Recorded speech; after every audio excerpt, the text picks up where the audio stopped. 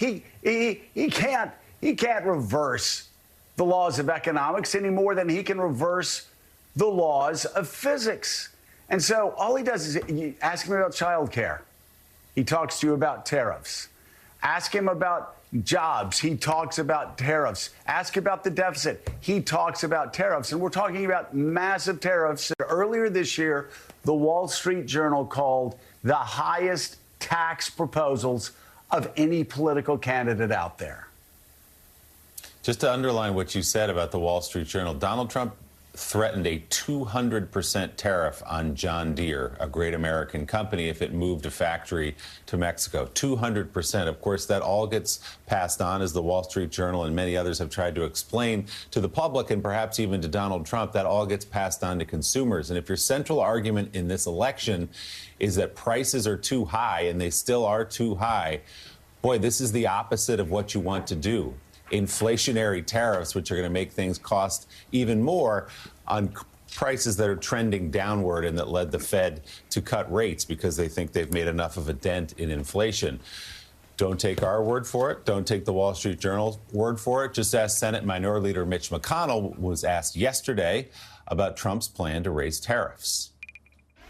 Yeah, I'm not a fan of tariffs. They raise the prices for American consumers. I'm more of a free trade kind of Republican that remembers how many jobs are created by the exports that we engage in. So I'm not a tariff fan. Not a tariff fan, says Mitch McConnell yesterday. Let's bring into the conversation former Democratic Congressman Tim Ryan of Ohio. He ran against J.D. Vance for the U.S. Senate in 2022. Congressman, great to have you back on the show. So much to talk to you about, but let's start right there.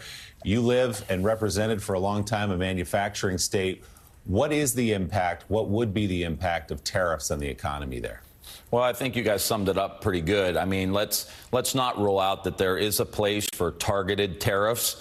Over the years, the Obama administration, when China and other countries were dumping steel into our country, putting steel workers out of business, attacking American steel companies, there's room for targeted tariffs to try to level the playing field. If they're manipulating their currency, they have no child labor laws, you know, their labor costs are much, much cheaper than the final product here arriving in the United States. So there's room for that. But the reality is a 200% tariff across the board is going to hit people really, really hard.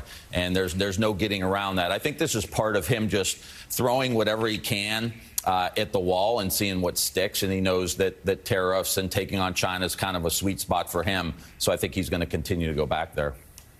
He also doesn't understand policy, so he just keeps repeating this over and over again. Donny Deutsch, I wonder what your friends that we talk about all the time, who say, oh, Kamala's a communist, Kamala's this, Kamala's that. Meanwhile, the Dow continues to break records every day. The Dow continues to make your friends richer and richer every day. They can stroll through Central Park. They can play golf. They can go play putt-putt, golf, bowl, whatever they want to do. They can just do that and just look at their phones and see their stock skyrocketing.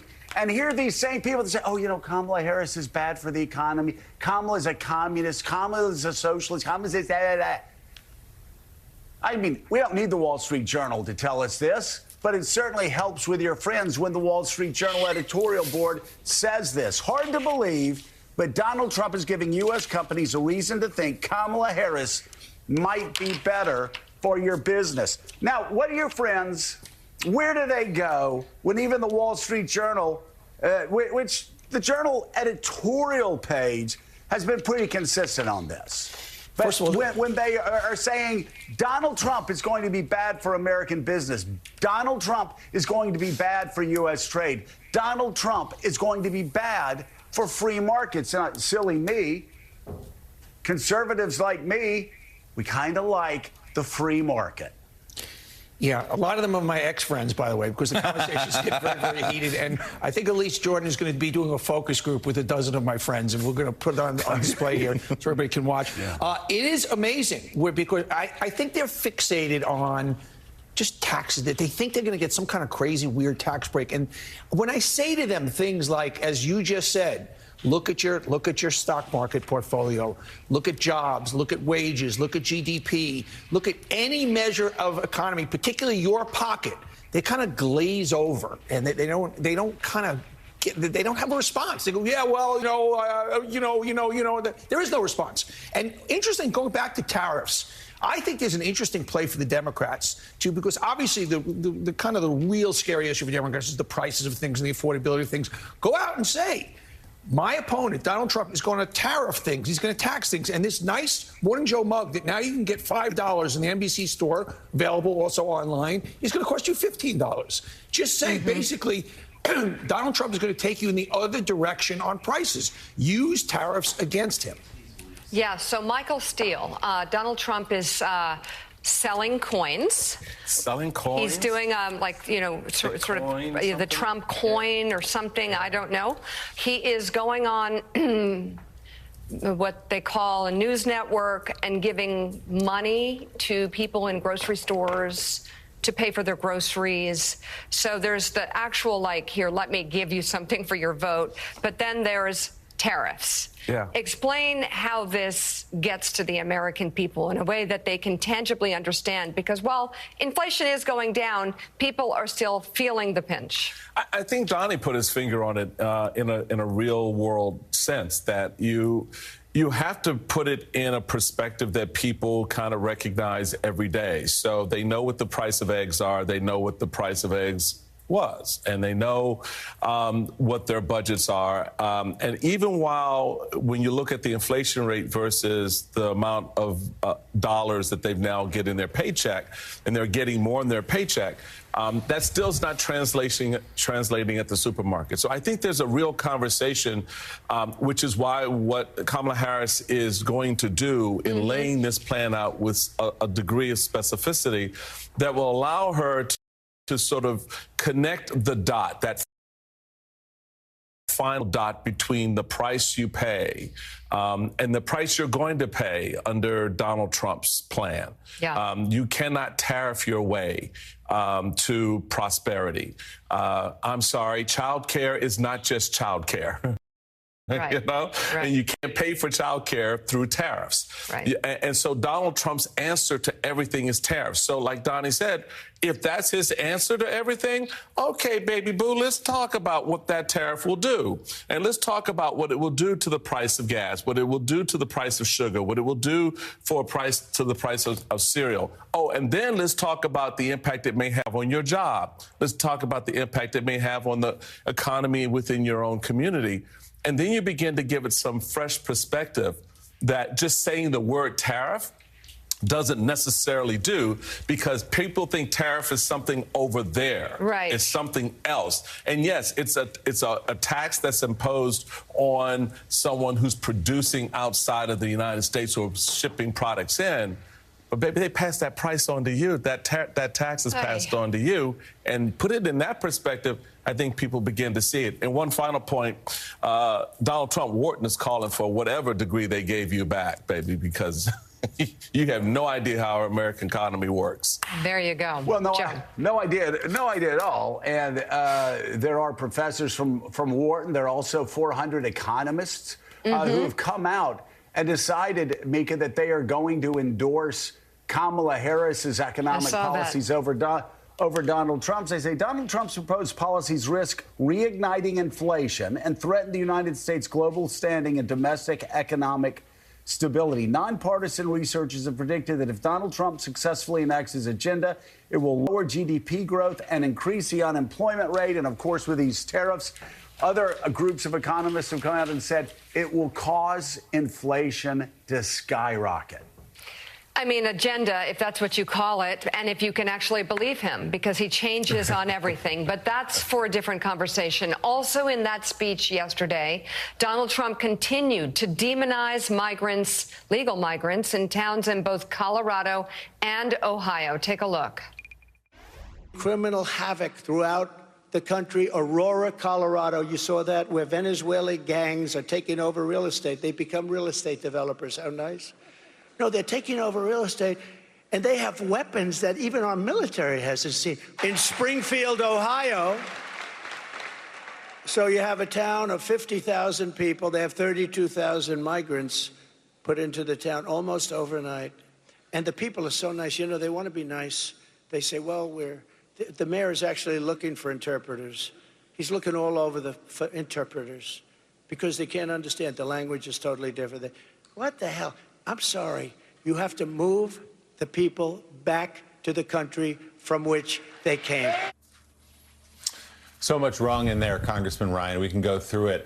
For one thing, the mayor of Aurora, Colorado, has come out and say, we arrested 10 gang members. We are not overrun by gangs. Our city has not been taken over.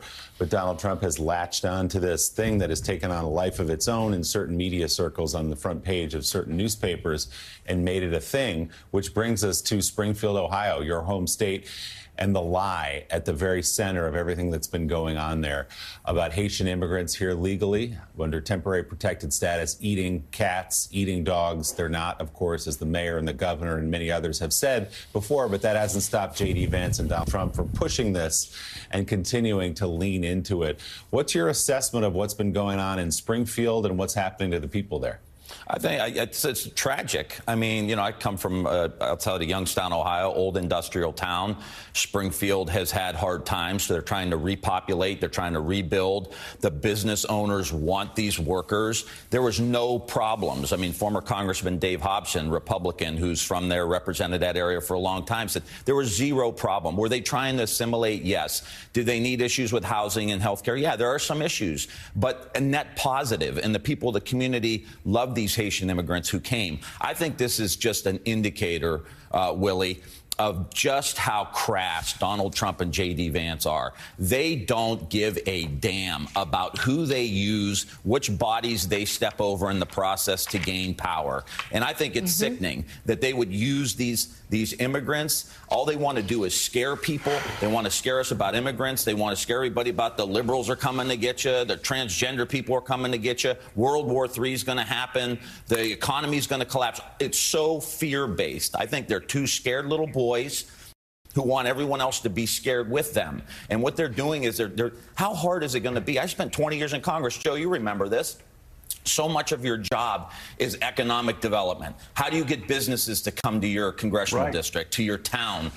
Can you imagine a sitting senator in a state absolutely destroying the economic well-being of a community for your own political purposes? Your job is to represent these people. Your job is to stick up for these communities, and you're destroying them. And it's sickening to watch this happen, because I know, and many others watching this program know, how difficult it is after 30, 40, 50 years of globalization, automation, for these communities to kind of try to rebuild. Here they are, successful Republican mayor, working with Republican business people, Democratic workers, immigrant workers, and you go in and you torch the place. I think this is an indicator for most Americans. If you want to look at what the character of these two gentlemen is, and I say that term loosely, if you want to see their character, you're seeing it with this issue.